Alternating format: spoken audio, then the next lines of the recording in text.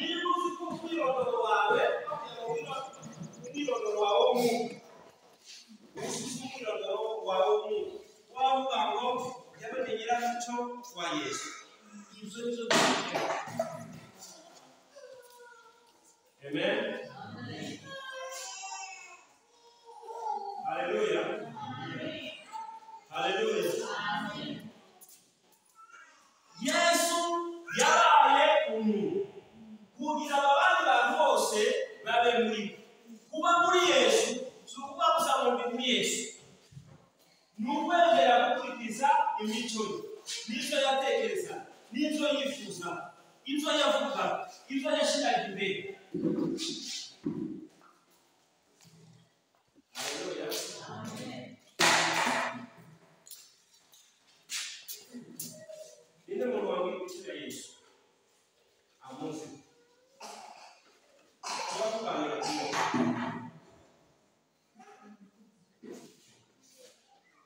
umwana mwakiriye ashaka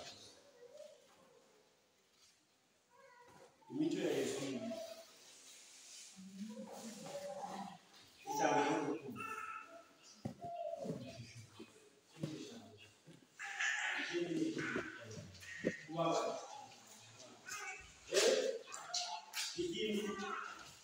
urukundo kwicisha bugufi kubabarira ikindi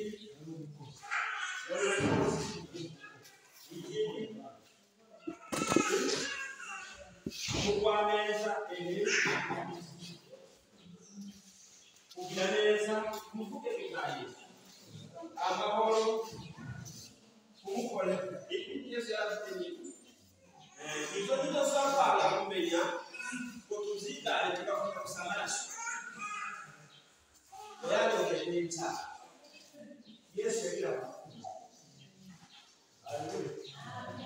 Niba wizera amaraso ya Yesu ugomba kwizera ko yagira n'urukundo akagira n'impuhwe akagira n'imbabazi ukavuga ngo ni Yesu.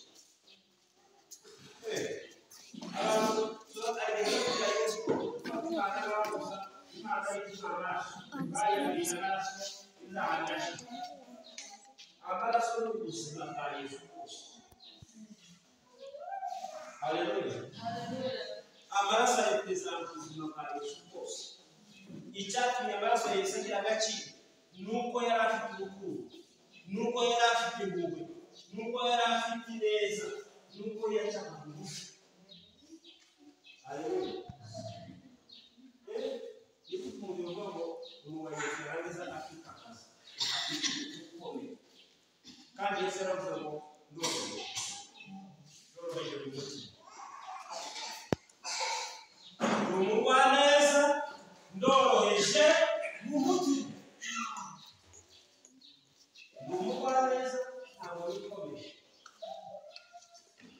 ariko ibyo turaba bwambere nuko akorera umwana w'umukobwa w'indaraza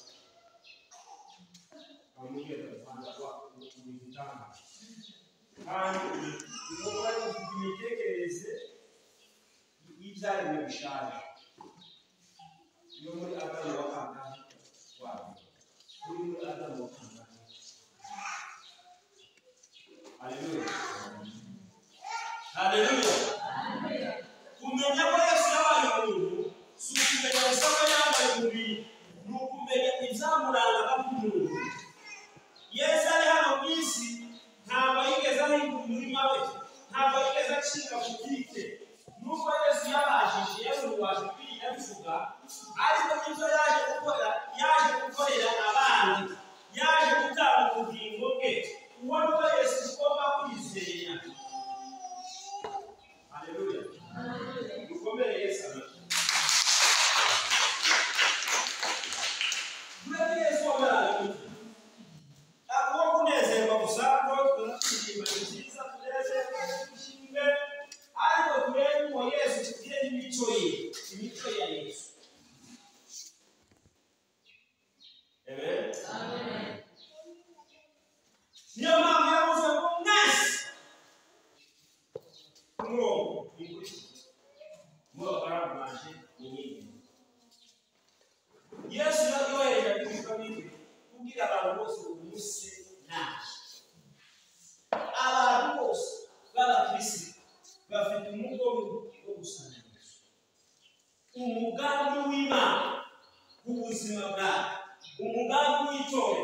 umugambi w'Imana kw'itorero nuko abantu bose basa na Yesu, kandi dusa na Yesu kuko kwimunishagira amaraso, dusa na Yesu twigana imico ye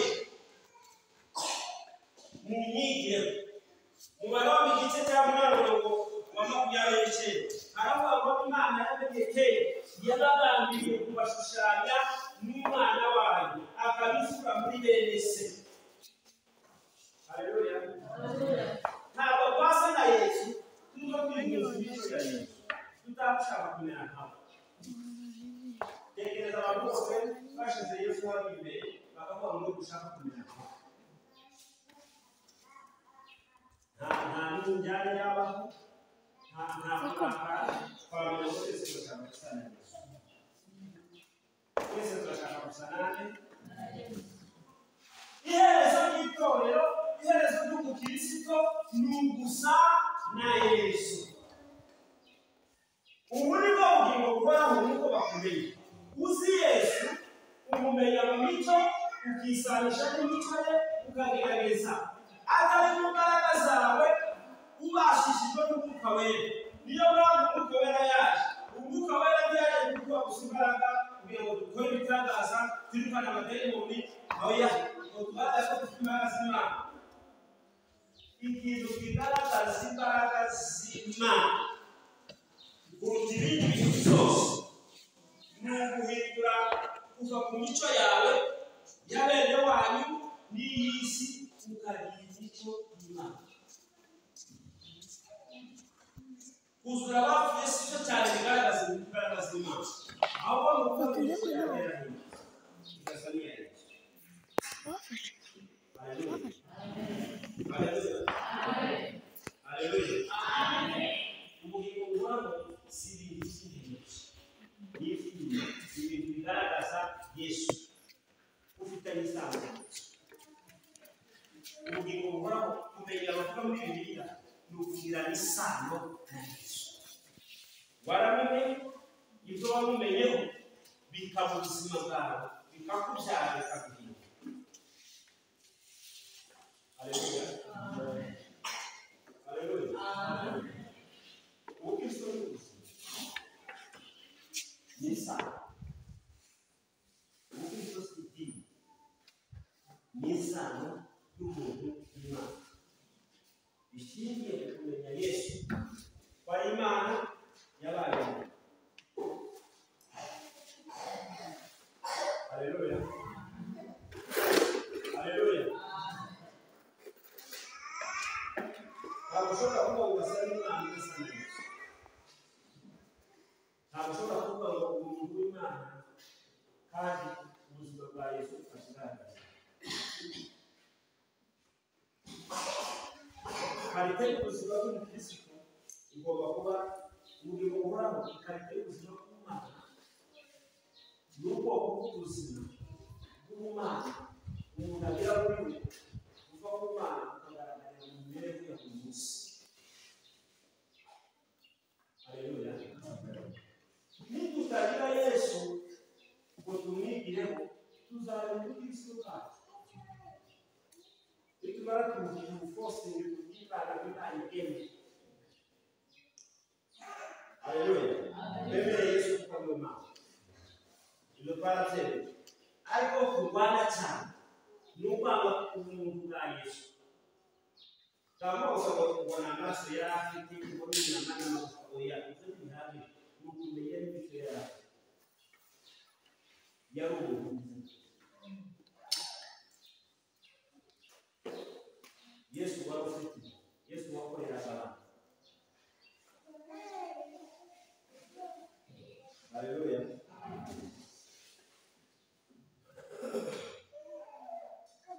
Ariko kandi tugomba kumenya n'icyo gikorwa Yesu yakoze. Mu mirimo Yesu yakoze iyindi yose ntayingana no kuba Yesu yarakoreye ibyaha. Ariko icyatumye abakwiye gukuraho icyaha n'abayobozi ni ubwo buzima yabaye. Ubuzima